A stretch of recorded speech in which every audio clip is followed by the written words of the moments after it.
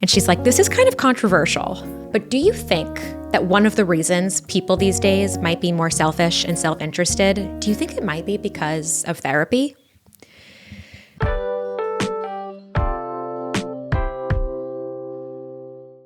Today we are talking about therapy. I have a really interesting relationship to the topic of therapy as Hello Hayes, because I think sometimes when I'm reading letters or I'm reading questions for advice, I have the thought, this person might benefit from therapy, or therapy as a solution has come to mind when I'm thinking about giving advice to someone. But I'm always hesitant to suggest therapy for a couple of reasons. One, because it feels so fucking vague.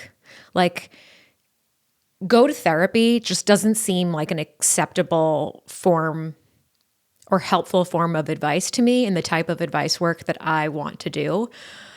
It's almost like, well, what's someone supposed to do with that? This would be a good topic for therapy. Like, that is something I could say to everybody. So it doesn't feel that interesting or that helpful. So I try to veer away from that.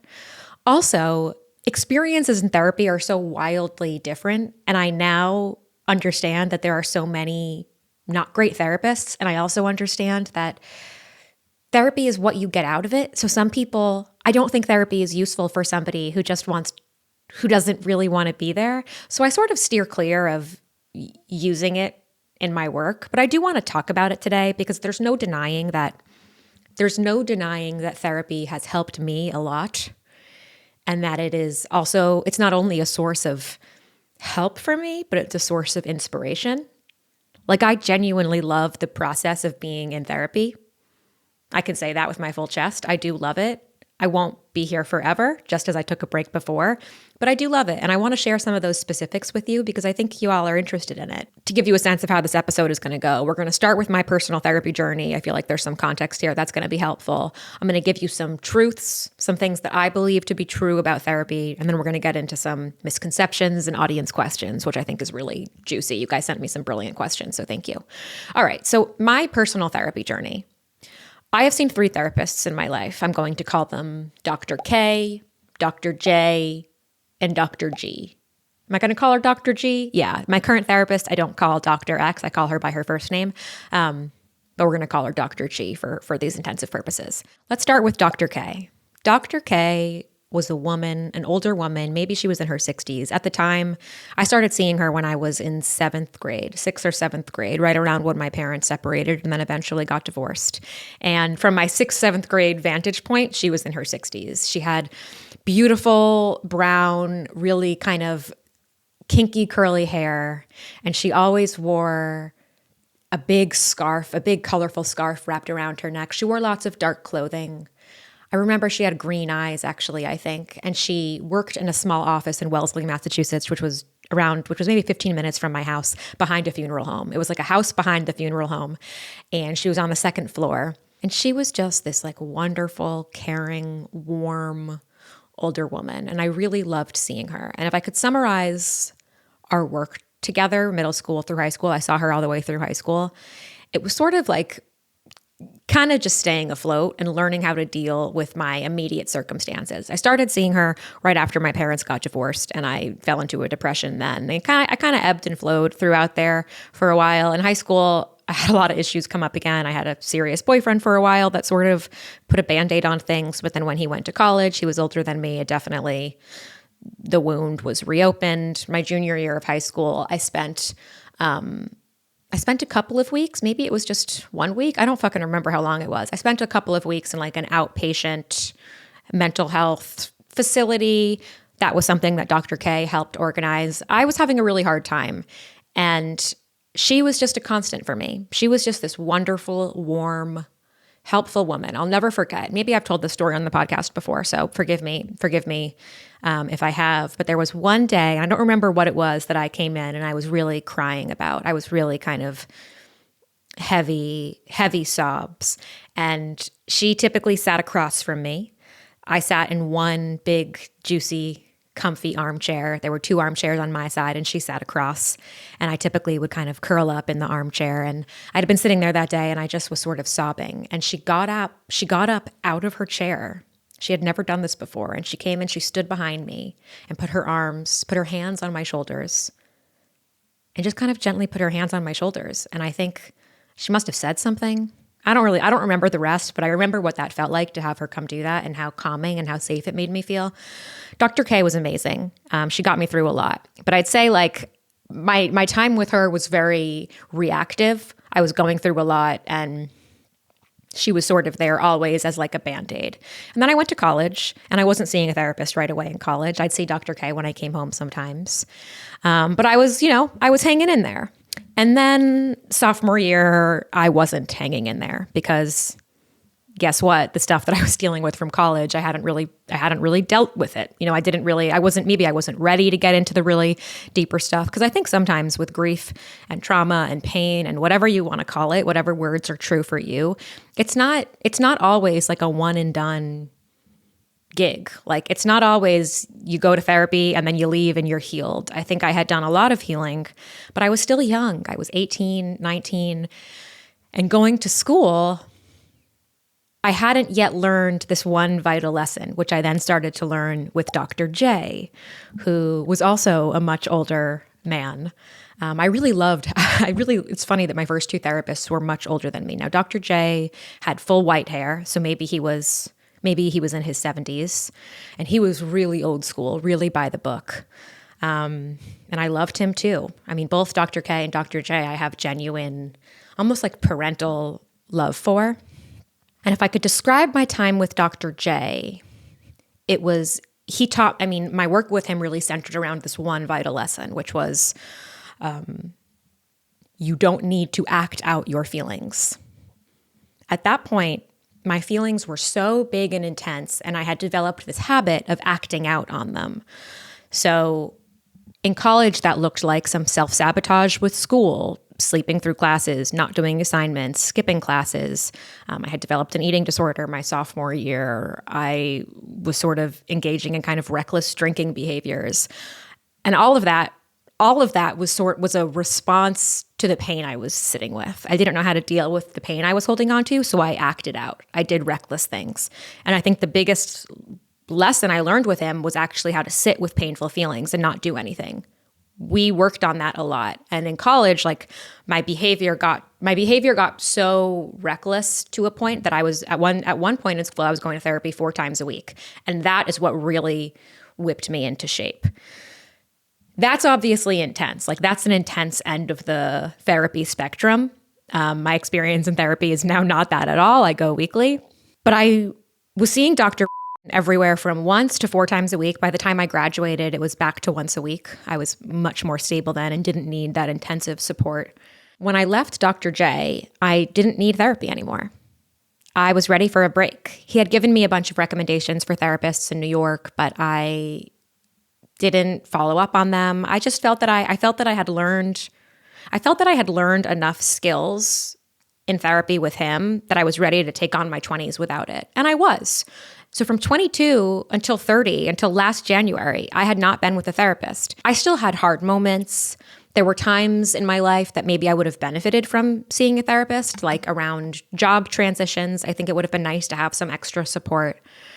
But I didn't need it. I felt like I had learned enough. I had enough tools in my toolbox that I was good on my own. Now, being good on your own doesn't mean that things aren't hard, but I had been in intensive therapy for quite some time, I was prepared, and I could often hear my former therapist's voices in my head when things would come up, right? I could draw on their wisdom, and that was great for a really long time. And then last year, when my world just I started to feel underwater in some of the ways that I had when I was in college, and it was such a startling feeling. I became very destabilized, and I saw the signs in myself that I needed some more support. A big sign for me was that I was having trouble looking Brian in the eyes because I was so ashamed of how much pain I had bubbled up to the surface. I couldn't look him in the eyes. That for me was like, okay, this has now gotten to a place where you need some more help. And I guess when I reflect on that, it's the times that I have sought out therapy almost all of them was because I was in crisis. And that is not really the way that I would recommend going about it. I had known for about a year and a half before I started therapy that I should go back to therapy. And maybe a year before, I actually had tried and made a few phone calls and then gave up. So it had been brewing for a while, and I just waited until the last possible second. I wouldn't recommend doing that. I think the best time to start therapy is when you're not 100% sure you need it, but you're curious. Maybe there are questions in your life that you're starting to have, or you're just feeling like maybe you could use some support, someone to talk to. The feeling can be as vague as that. And that's a good enough reason to start therapy in my book. Is there anything else I want to tell you about my personal therapy journey before we dive into some of the beliefs and questions? I have been really lucky where a lot of my therapists have come via recommendation. So my pediatrician recommended Dr. K, and then Dr. K recommended Dr. J. And then my current therapist, Dr. G, came at the recommendation of somebody I know out here. Somebody I know gave me a list of lots of doctors, and I had conversations with them.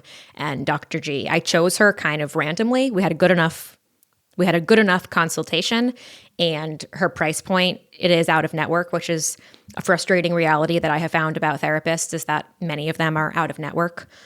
So I pay out of pocket for that, and it goes towards my deductible.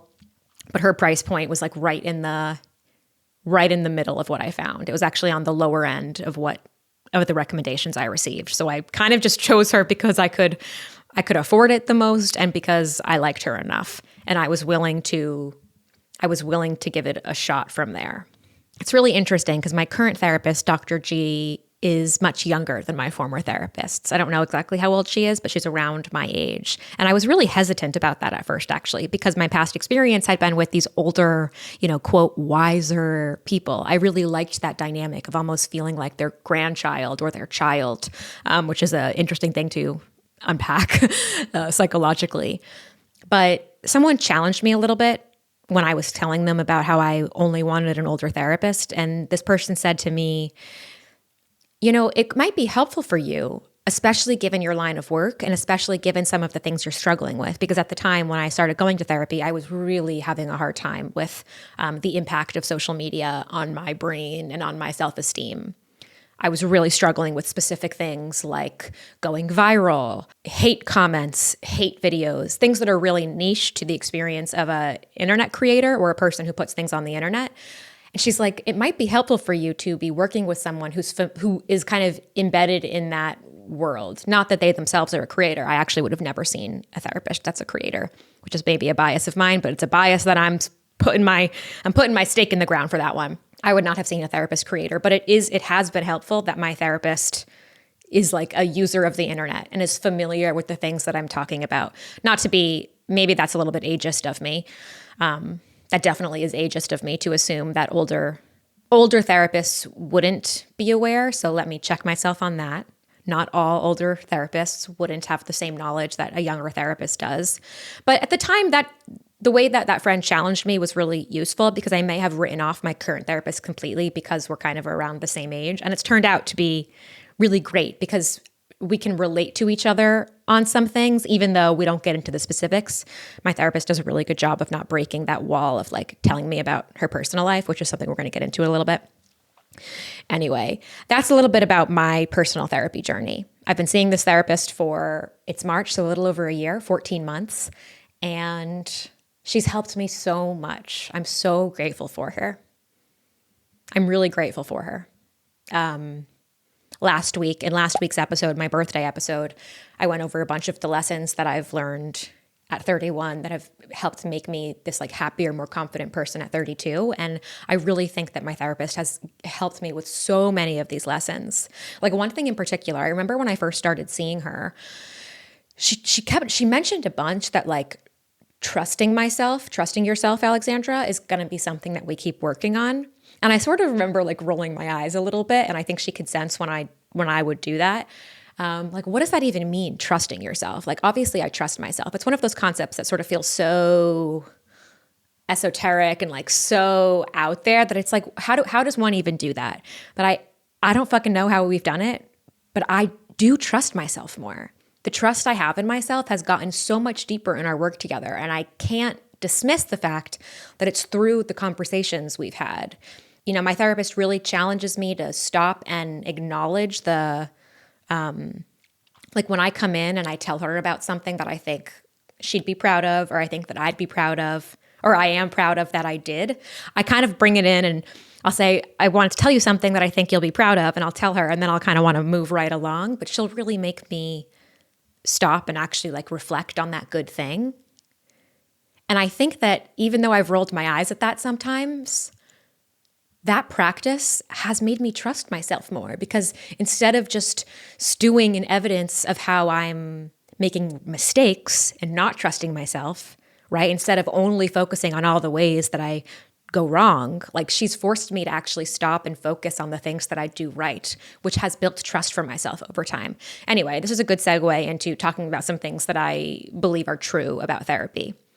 And some things that are also true about my experience in therapy. So one is that it takes a while sometimes to get into a flow with someone. I'd say that it took me about 6 weeks to feel like I'm going to keep seeing this person and I think that this is a good fit. It took me about 6 weeks. There were some things that I wasn't sure about. Like there were some communication differences that maybe I wasn't sure about. I can be really like, once I get going, I can definitely get going. And I've noticed that my therapist now will sometimes stop me in the middle of when I'm saying something. Not always, but she'll do it in some specific instances. And it kind of bugged me at first, or I noticed it at first, and I wasn't sure how I felt about it. But then I realized that what she was doing was intentionally at certain times cutting off my ways of thinking and helping me reframe. So like that's an example of, don't be so quick to assume that a communication style in the beginning doesn't work for you. Like let it sit with it for a little bit, because maybe it will actually turn out to be a positive thing for you. Some discomfort is good. Therapy is not meant to be totally comfortable.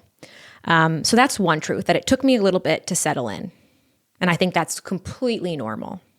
You're not going to click with somebody right away. Now, right away, I did know that I felt comfortable with her. I liked her general way of receiving me on our first call. I mean, when we had our consultation call, I was a fucking wreck. I was really a wreck. It was about a week or two before I flew out to New York to go on CBS Mornings with Gayle King, which is so crazy that was like a highlight of my career probably at that moment. Like things were going so well that happened, but at the same time, I was completely falling apart emotionally. So reminder to, when you see wonderful things happening to people on the internet, you never know what's going on. We had our consultation then, and I was just a fucking wreck, but I really liked the way, even on Zoom, that she received me. I do go in person, by the way. I should add that to my personal therapy journey. All of my therapists I've seen in person, which is a preference to me. Now, it also might be a bias since my first two therapists I saw in person, and I really liked that. I like going in person. I just like it. I like the act of physically removing myself from my home and traveling to a new place. I like the eye contact, not through a screen. I like going in person. I do have some virtual sessions when I'm traveling and when things come up, and those are great. Those are fine. But I prefer in-person therapy. I have friends, though, who prefer virtual therapy and who think that is actually better for them. So I'm not going to make a comment about which one's better. If you had to ask me, I'd say go in person if you're able to, but not a requirement. But speaking of going to therapy, when I go to therapy, I don't often know exactly what I'm talking about, what I'm going to talk about. Sometimes things will happen throughout the week where I'm like, oh, this is a good thing to talk about in therapy, or like I can tell that I'm obsessing over this, so I'm looking forward to talk about it with Dr. G. That happens, but I don't plan what I'm going to discuss, and I don't feel anxiety over what I'm going to discuss, because I trust that I know how to be in conversation with someone. I am a very process-driven person. So something I know about myself is that I really like to talk about the various processes I'm in, the various relationships in my life, the random stuff that I think about. And I have a therapist who I like to be in conversation with. So even if I don't have a problem, quote unquote, to discuss or like a thing that I need help with, I trust that any random thing I bring up will lead to some interesting conversation that gets to come back to me, which is really a very self-indulgent experience. But I think it's so helpful when a skilled therapist can take some of these self-indulgent conversations and guide them back to stuff you're working on. Because a good therapist will know what it is you're working on. I don't always need to remind her. A good therapist can also notice some of the stuff I'm doing. And if I'm bringing something up, I think a good therapist has a way of making the conversation relevant to the work that you're doing together. And the work you're doing together sometimes isn't all that obvious or specific to a problem. But I guess when I don't know what to talk about, I trust that I know how to be in a thoughtful conversation. And that's all I try to do. But if you're interested in like the very specific nitty gritty, I'll come down, I'll say, hi, how are you? I'm good, Alexandra, how are you? I'm good. And then sometimes I'll stare into space for a little bit. Sometimes I'll grab a tissue. I always bring my water bottle. I always bring this baby who I fucking love. And maybe I'll gnaw on my straw a little bit. And then I'll say something. I'll say anything. And sometimes it's like, I had a weird conversation with so-and-so this week. And maybe it starts like that. Or I read something that was really interesting. Or it could be any type of comment. And then the conversation just goes from there.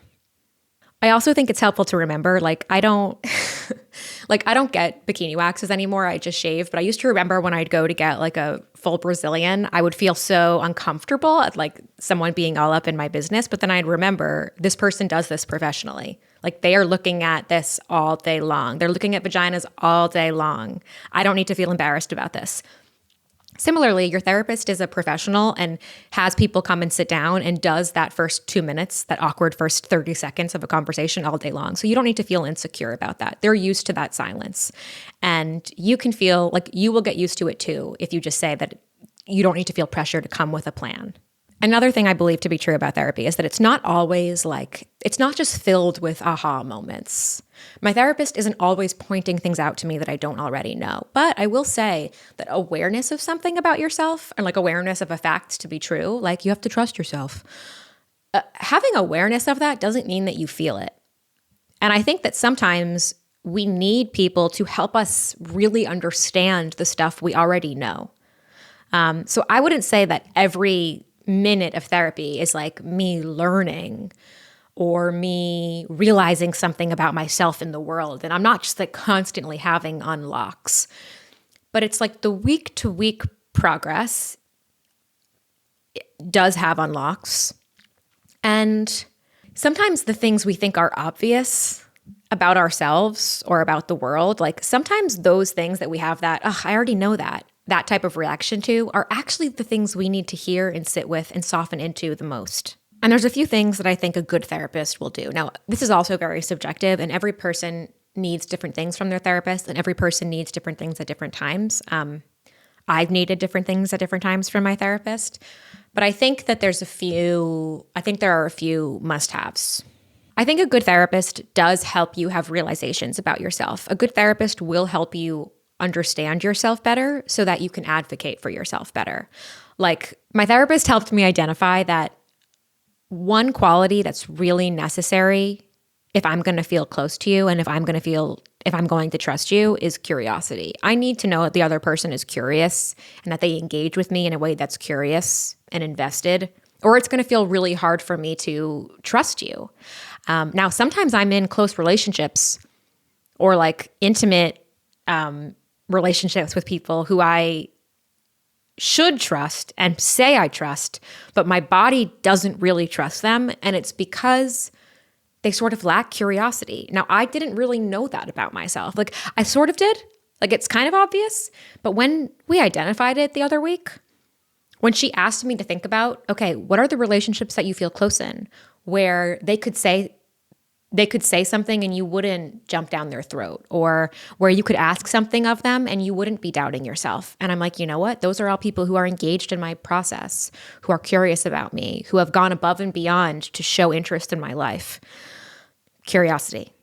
That is a really useful realization for me, because now as I continue to build my life, make new friends, create business partnerships, like I have a choice. And I know that curiosity now is a value that I'm actively looking for. Whereas before I was sort of looking for like some wordless feeling. And there is still sometimes like a magical spark, but I'm demystifying the art of like compatibility and finding people that you relate to by labeling some of the things that I'm looking for. And my therapist helps me do that. So I think a therapist will help you have realizations about yourself. I think a good therapist will challenge you. This is really important. I think that my therapist challenges me in every session now. She didn't necessarily challenge me so much in the beginning, because in the beginning when I started seeing her, I was in much more of a destabilized crisis state. So at that point, I needed a lot of, on like the challenge to validation scale, I was probably receiving a lot more validation. And I'd say now the areas where my therapist validates me the most is around my grief and my grief. That's probably where she validates me the most. And almost everywhere else, all the other mishigas that I bring in, she's challenging me quite a bit. And that's really good, because I need to be challenged. I'm not there to feel the same. Like I'm there because I want to be happier. I want to be a better sister, wife, daughter, friend. I want to feel better. I don't want to be stuck in my insecurity. I want to be confident. I want to be all of these things. And she helps me point out the ways that I am getting myself stuck. Now that's really important to me, because a core belief in my life and a core belief in the advice I give is that we always have a role to play in our own fucking problems. And that's something I learned probably with my second therapist, Dr. G. Dr. J, God, using their wrong names is really confusing me here. My college therapist, he's really where I learned the role that I played in my pain. All those reasons I was acting out and doing all that outrageous shit, it was understandable. The things that happened to me weren't my fault. But I was certainly making choices that were keeping me down. I was making choices that were making me worse, feel worse, be worse. I was making choices that were making me sick. Those were my choices, okay? And I'm really grateful that I've now chosen another therapist who helps me see the role I'm playing. And I think a good therapist will challenge you. This brings up a really interesting point, because a few weeks ago, and it's funny that all this therapy stuff is coming up right now when it is, because a few weeks ago, or maybe it was last week, my friend sent me a voice note. And she's like, this is kind of controversial, but do you think that one of the reasons people these days might be more selfish and self-interested, do you think it might be because of therapy? And I sat with that, and I think it's a complicated question. And when I put the AMA up on my Instagram to ask for some additional questions about therapy, somebody else sent me that. They said they've noticed they have a few friends in their life who, once they started going to therapy, they became more selfish, more self-interested, and that's been a bummer. And it's really interesting. And I think partially, yes, for therapy to work, there has to be a lot of the right circumstances. One, the person going to therapy needs to be going with the right attitude, and they need to want to change. A person who is maybe narcissistic, a person who only wants to be right, they might go to therapy and seek out a therapist who only validates them. And that is problematic. It's really problematic to go to a therapist who only validates you, either because they're bad at their job, maybe they're not skilled enough to be working with a client like you or like this person. Like, all of that's real. So I think sometimes people becoming more selfish as a result of therapy is because of a bad therapist, and because they themselves aren't really there to learn and aren't really there to admit to any flaws and to want to be better. I also think on the other side of the spectrum is like, selfishness is subjective.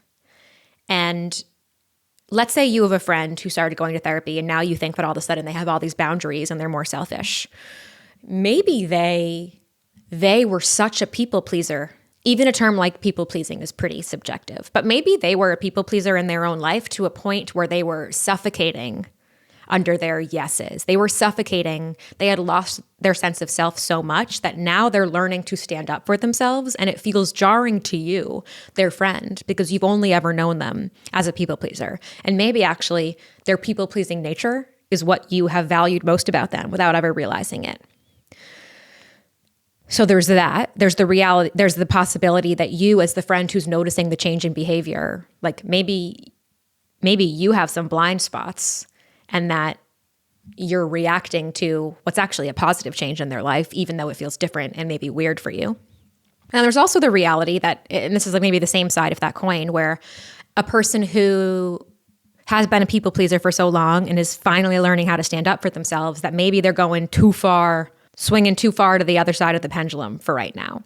And hopefully they'll find some equilibrium. And with the right therapist, with a good, skilled therapist who asks the right questions and is listening and challenging the person enough, they'll be able to kind of find some equilibrium. Because setting boundaries, you guys know how I feel about the word boundary, how often it's misused. I get scared sometimes about how it's misused in therapy, or how clients might be talking about setting boundaries and a therapist isn't correcting them.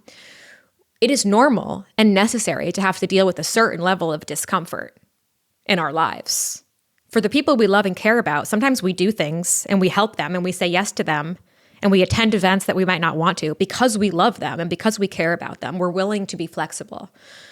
Sometimes if someone is learning to set boundaries for the first time, they might not know how to practice flexibility. Like flexibility within boundaries maybe is a learned skill over time. And if someone is like an infant in their journey to standing up for themselves, maybe they just haven't learned, maybe they haven't learned how to be flexible yet. So that could be happening too. But it comes back to the right therapist. Like the right therapist, I can be very black and white in some of the ways that I try to protect myself. I definitely can. And that shows up sometimes in the decisions I make about work. Like, I'm having trouble making the podcast. Remember a few months ago, I'm having trouble making the podcast, so I'm going to quit the podcast completely. And through conversations with her, it's like, well, how about you actually like the podcast? I agree with you that something has to change about the podcast, but maybe we need to change your process with the podcast. That helps me find some flexibility. So I can relate to people who can be very black and white or very intense about their decisions because they're trying to protect themselves. But hopefully a good therapist over time will challenge you and help you find a middle ground so that you can be a better friend, partner, child, et cetera, et cetera. Because that's why we go. We want to feel better with ourselves, and we want to have more meaningful relationships with others, because that's what life is all fucking about, is it not? That's what I want my life to be about. I want it to be about loving myself and being happy and comfortable and not riddled with pain, and enjoying my time here on earth with other people. I think the people who are going to therapy who already have selfish behaviors, I mean, we have to just fucking pray that they're with therapists who hold them accountable. Now, will they just fire those therapists? Maybe, but that's got to be a really difficult client. It's got to be really hard to be with a patient who is naturally selfish. Therapists, mental health professionals who listen to this podcast, please tell us what it's like to work with selfish patients. One of my favorite books, Maybe You Should Talk to Someone, by Lori Gottlieb, is a great book about therapy. I wasn't sure if I was going to like it based on the description, but it ended up being one of my favorite books. It's about a therapist who is going through a personal crisis and starts to go to therapy. But we also have 4 character portrayals of her different clients. And one of them is definitely very selfish, and he has quite the character arc, and it's really inspiring. But yeah, I mean, I think it's gotta be really hard to be with that type of client. And hopefully, I mean, therapists who are working with those people, you're doing the Lord's work. Okay, let's move on to some more audience questions. The first 2 questions are about shame, so I'm grouping them together. One is, how do I deal with being afraid of what I find out about myself and getting to know my insecurities? And the other is, how do I bring up something I've hidden for a long time because of feeling shame? So to answer the first one, how to deal with being afraid of what you find out about yourself, I think that even if there are things you think you don't know yet about yourself already knows them. And if it's something that's not serving you, it's already eating away at you. So you've got nothing to lose. In the short term, sure, maybe it's going to feel uncomfortable and maybe you'll feel some pain right away. But when we think about the long, beautiful life you're going to live, addressing these things now it's only going to make your life better. Truly. I remember that my college therapist said to me once, there was an area of my life that I wasn't really ready to talk about yet, which I talk much more about with my therapist now, 8, 9, 10 years later. He said to me, we don't have to talk about this now, but it's not going to go away. And he was right. It didn't go away. And did it come back to haunt me? No, but it came back and it was going to demand my attention. And it has demanded my attention. And there's nothing that you're going to learn about yourself that your soul, I don't know if I'm the most spiritual person, but the you that is separate from the you of what you look like, that version of you, that part of you already knows all of this. And it's waiting for you to discover it so that you can be free from it. You know what I'm trying to say? So I think that's one of the ways to deal with fear is like, I know that this is going to feel uncomfortable right away, but it's going to lead me somewhere better. I promise you. And how to bring up something that you've hidden because of shame. I so relate to that feeling. I think you can start by saying exactly that. There's something that I haven't told you because I've been feeling really ashamed. And I'm scared to tell you. And I don't know if I'm ready to tell you yet. And I'd be curious to see how a therapist responds to that. I think one of the things about therapy is that therapy is a place for us to practice having uncomfortable, hard conversations. And a good therapist is skilled and trained and ready to do that. I'm trying to think about something that maybe in the past I had been scared to tell a therapist. I mean, definitely in college when I was acting out all of the time. Like there were regularly fucked up things I did that I'd have to come in and talk about. And I didn't want to talk about those because I was ashamed. I was ashamed that I did X, Y, and Z. I remember it was really hard for me to talk about sex with my therapist. Like I was not having lots of sex, but there were a few things that were not great. There were a few things that were not great that didn't make me feel great. And I remember feeling really weird about talking to him about it, particularly because he's a man and an older man. But it wasn't, once I said it wasn't weird. He didn't ask, it wasn't like we didn't have an uncomfortable conversation about it. I was just ashamed to admit what I had done. And when I did, I was like immediately freed from the shame. So I think sometimes when we're scared of what we're going to find out or we're scared of what we're going to say, with the right therapist who you trust, with the right person who you trust, like there's a lot of relief right on the other side of that. So think about the relief you're going to feel. Try to have your brain focus on the positive, what's coming in the future, rather than the thing that's holding you back. The next question is, how do I help with close family members who have a stigma against therapy? I'm not going right now because of them, but I want to, but they might think it's because of them. If your family thinks that you're going to therapy because of them, like, so what? So what? You probably will talk about your family in therapy, especially if they have such a stigma against it that it's holding you back from going. But guess what? Everybody is in part in therapy because of their family. It's just the nature of being a part of a family. You can be the best parent in the world, the best child in the world, and there are still going to be ways that you fuck up your children or impact them, or it's just the reality of being in relation with others. We are impacted by others. I don't think that your job is to help your close family members get rid of their stigma. Your job is to say, hey, even with my family stigma, I'm going to do this for myself because I don't have the stigma. It's not my job to make them believe in therapy. Now, maybe that's an aggressive, maybe that's too far down the line. Maybe you do have the bandwidth to. I think I say that because I don't want you to put your health and your healing and your personal journey in the hands of your family, because it's not in their hands. You are your own person. And I think number one most important thing is that you make choices for you, not because you're scared of them or not because you want to protect them. So I would just start going to therapy. And from there, you can share with them about how therapy's helped you, about why you like it. And maybe that will change their opinion on it. Maybe it won't. But their opinion you can't let their opinion or their thoughts or wanting to hurt their feelings, not wanting to hurt their feelings, you can't let that stop you from going. So that's why I say that's what you got to do first. You just got to go. Now it's more complicated if you are living at home and you're on your parents' insurance, or it's more complicated when that's involved. But I took a look and I believe that you're an adult. So I want you to act like an adult. And just do it. All right. Someone said, I feel like I'm too self-aware for therapy. Like I already know everything they're going to say. Okay. So here's what I want to say to you. Self-awareness is not the key to a happy life. Self-awareness is not the final destination. Self-awareness is not going to make you a better friend or a better partner, a better sibling. In fact, when self-awareness is showing up as like a cockiness or a feeling that you have nothing else to learn because you're so self-aware, I actually think it acts as a blocker to living a happier, more fulfilling life. I understand where this mentality is coming from, and I think it's connected to a misconception about therapy, which is like you only go to therapy to learn things about yourself. Learning about yourself is one aspect of therapy, but changing behavior also is. And even things that I've thought I've known about myself, like there's always more to learn. And I want you to imagine, so if you're a person who's like, I'm too self-aware for therapy, like, are you too self-aware to be in conversations with others? Do you walk around in all of your conversations thinking, I'm too self-aware for this? I know what the person's going to say, so why participate?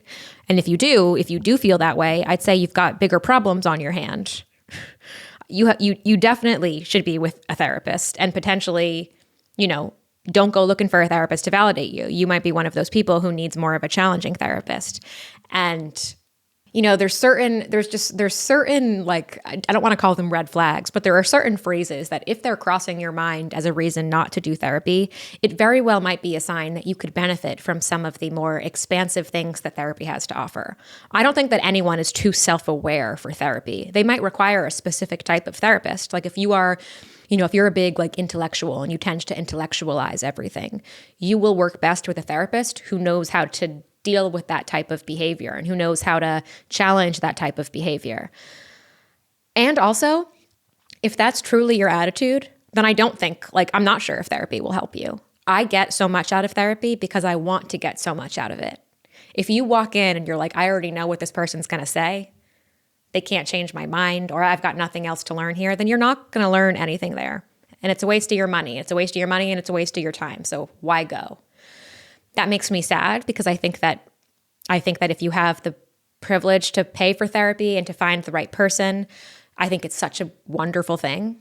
And I think it can be such a great additive thing to your life for a period of time. But if you can't change your mindset around that, then I don't even think it's worth going, honestly. Someone else asked, which is similar to that question, is it still worth it when I always know what the therapist is going to say? Now, this depends. I want you to ask yourself, am I being the type of person who's like, I'm so self-aware, I don't need this? Because I'd say maybe if that's you, maybe you got some growth to do. Or are you really looking to be challenged and your therapist doesn't challenge you and you've gotten so used to the way that they engage with you that you can kind of predict it and they're not really helping? Because sometimes if you can predict what your therapist is going to say and they're not helping at all, like they're not creating any insightful conversation with you, then maybe it's not the right therapist. But I would encourage you to ask yourself that question, almost like, am I being an asshole here and thinking that I'm too good for this? Or is this maybe not a good fit? And again, like even my therapist, like normal smart people in conversation sometimes say things the other person is aware of. But my therapist will say things to me sometimes that I know, or I can predict what she's going to say, but I still need to hear it. Even though I know it, it doesn't mean I really know it in my bones. And there are some things that I have to start knowing in my bones. And she's repeating them to me for a reason. She's not repeating them because she's stupid or because I know everything. She's repeating them because I'm not getting it yet. And because I'm bringing up the same problems over and over again. Actually, that's making me think of a funny thing. Here we are talking about therapists who we know what the therapist is going to say. Have you ever considered that maybe your therapist knows exactly what you're going to say because you bring the same stuff week to week and you bring the same problems over and over again? I do that. And I know I do that. That's why I'm in therapy, to talk about some of these things, to talk about some of the patterns that I find myself in that I have not yet been able to break free from. So that's just, I guess, a plug to be a little gentle with your therapist. When you think they're bringing something up all the time or saying the same thing all the time, maybe they're doing that in response to you. Okay, another question is, I don't know what to talk about in therapy, but I don't want to stop going. Thoughts? I feel like I touched on this a little bit before. If you don't know what to talk about, there's the chance that you're putting too much pressure on yourself to have something major to discuss. Like I've talked about everything from really challenging family dynamics to, and like that could be, that could be like the more serious end of the spectrum, to what's something that's more frivolous. Like probably some of the works, I've gotten really nitty gritty into some of my work stress and decisions I have to make at work, which are not frivolous. I work for myself and I work alone. So some of these decisions, and I can really struggle with them emotionally because I feel very isolated and alone. So sometimes my therapist almost acts as like a creative business partner. And she's not telling me what to do, but she'll help me feel more confident in the choices that only I can make. Because at the end of the day, I can only make my choices. But sometimes I have to sometimes I use my therapy sessions as like a place to just talk about some of the stuff that my mind is buzzing. And they might not be so serious. It's not like serious stuff, but it's stuff that's consuming my brain and stuff that's in my head. And she just helps me navigate that. So maybe you just need to not put so much pressure on yourself to like bring up serious stuff. But there's also the chance that you've outgrown each other. Sometimes you might run out of things to talk about because the relationship has run its course, which is natural and normal. I was actually just talking about this with my therapist yesterday, not about the two of us, but about how every therapy relationship will run its course at some times. And sometimes you say goodbye to your therapist, you mutually agree to end because you've sort of there's nothing left for you to offer each other. So I think it's okay to bring up to your therapist this exact question. You could say, sometimes I'm not sure what to talk about. Is that okay? What should I do then? What do you think that means? What's your take on that? And see what your therapist says. Someone asked, how do I know if it's helping or harming? I knew therapy was helping me because I think the first sign was that I was starting to feel calmer knowing that I was going the following week. Like having it repeating on my schedule, I started to notice that when things would come up during the week, I felt a little bit more under control because I knew that next Wednesday I was going to be able to talk about it. So that was maybe one of the early signs that it was helping me. And then I think I started to notice that I wasn't feeling as desperate to like vent and talk about things with my husband all the time. I still wanted to talk to him about things, but before I was in therapy, I think I felt this like I was so consumed by my pain and my stress. It was all I could think about and it was all I could talk about. But once I started going and after many weeks, I started to feel a little bit less pressure. Like I didn't need to talk about it all the time at home because I had another outlet for it. So that was another sign. And I think I generally just started to slowly feel a little bit more confident. And it's been very ebbs and flow. I've had periods where I've been really confident and then followed by deep insecurity. But it has definitely started to peter out where I feel just kind of generally more confident in my day to day and I'm feeling like myself again. But the question of how is it helping, I mean, it's so dependent on why you went in the first place and like what you were struggling with. So it's kind of a subjective answer, but I think that those first two could apply to everyone. And how to know if it's harmful, I think you should notice that your relationships are improving and that you're feeling better. If you're going to therapy, and let's say you've been in therapy for 6 months and you feel yourself actively getting worse, that might be something to talk about. That might be a sign that your therapy isn't working or that it's harming you. Harming you and not working are two different things. Not working might mean like you're just not clicking. It took me about 6 weeks to know that I was all in. But if after 6 weeks you're like, you know what, I really feel uncomfortable here, this isn't working, then I think maybe it's not the right fit. But how do I know if it's harming? I mean, people who you love and trust in your life might have insight on that, but you would also probably know if it's harming you. Like, do I actively feel worse? And do I actively feel worse as a result of my time with this person? Now, that's different from what we talked about was heavy and I'm struggling as a result. Like for the first several months of when I was in therapy, when I was really just trying to become in like a more stable state, we were talking about some really heavy stuff. So Wednesdays for a period of time became very heavy days where I'd leave and I would feel pretty drained and pretty exhausted. But I would talk about that with my therapist. Like that was something we learned how to I communicated that with her when I first noticed it. Like sometimes after our sessions, I feel so exhausted. And she would say, that's really normal. And then we started to sort of track. We started to track how I felt. And I noticed, and this is probably another sign of how I saw it was helping, was on Wednesdays, I started to not feel so drained. And we could even talk about some dark or deep or hard things, and I would feel less and less drained. It's almost like I built my tolerance up to face these hard things. But if you're only feeling drained and you talk about how you're feeling drained and nothing is improving, then I'd say probably this isn't the right fit for you. The next question was, how do I know when to let go of my therapist? Do I ever need to? I feel like I could go forever. I also feel like I could go to therapy forever. I think that you're not meant to be in therapy with the same therapist forever. It is meant to end. And that's a totally personal choice that I think you should talk about with your therapist. Like, part of the relationship is together to talk about when it's going to end. And, all of my therapy endings ended because I was moving on to like a next chapter of my life. I was going to college. I was leaving college. And when I stopped, I've thought about like, when will I stop seeing this therapist? And, one easy answer is if I move back to the East Coast, I'll stop seeing her. But a harder answer is like, when will I know that I'm ready? And, I know that I'm not ready now. And you guys know one of my goals is to become an author. And like, I will continue seeing this therapist through the release of my first book. Like, I know that that will be a major transition in my life that will be helpful for me to have a therapist.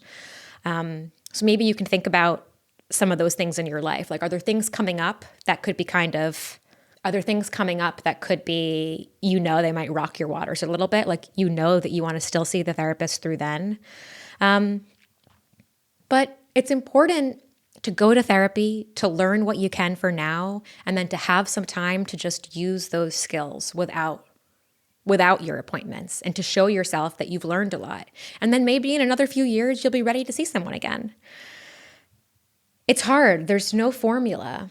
I don't think it's a bad thing to feel like you can go forever. I feel like I could go forever because I like being in the process. I like being in the process of having these deep conversations about self. But maybe I will grow out of it. Maybe in whatever, after book 1 comes out, whenever that is, that's not me saying that I'm publishing a book yet.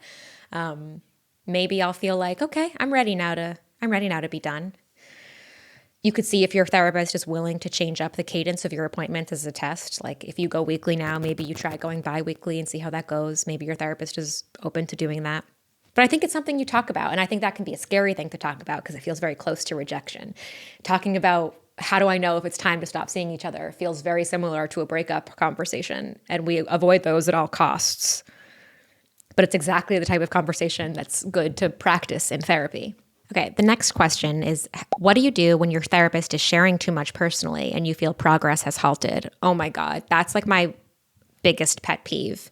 I don't think therapists are meant to tell you about their life. Maybe that's a controversial thing, but like, I don't think therapy is not a conversation with a friend. I would be so uncomfortable if every time I said something, the therapist responded with like an anecdote from her life. I have learned a little bit about my therapist, more than my past therapists, in a way that surprised me a little bit at first because of what I was used to, but she does not cross the boundary. Like, I know a few things and they've been very relevant and they've been very brief. And that is what I'm comfortable with. If a therapist was regularly oversharing with me, I don't even mean oversharing, sharing, if it became like the session started to, a lot of airtime was dedicated to them. And that sounds so selfish. We would never talk that way about a friend, but therapy is not a conversation with a friend.